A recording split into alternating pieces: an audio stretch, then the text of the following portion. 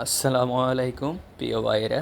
কয়েকদিন আগে আমরা এই শাওয়ার প্ল্যান্টটা লাগালাম, কিন্তু এখন পানি খুবই কম আসতেছে। কিন্তু আমরা এটা সার্ভিসিং করলাম, ওয়াশ করার পরেও পানি কম আসে। তো কিছুদিন আগে পানি মোটামুটি ভালো আসছে, বাড়িওয়ালা বলতেছে এখন পানি কম আসে।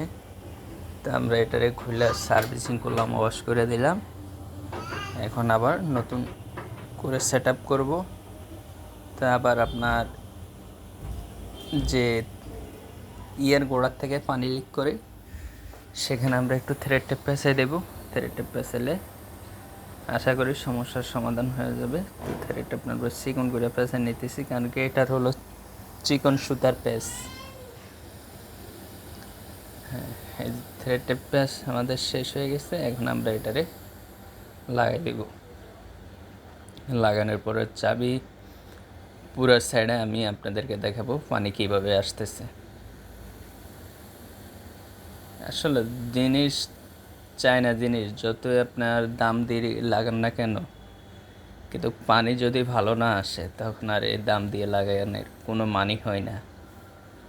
দেখেন, ওয়াশার করার পর এখন পানি কীভাবে আসতেছে।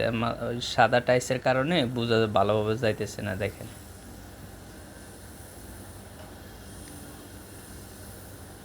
এই যে হ্যান্ড শাওয়ারে দেখেন বোঝা যাইতেছে না।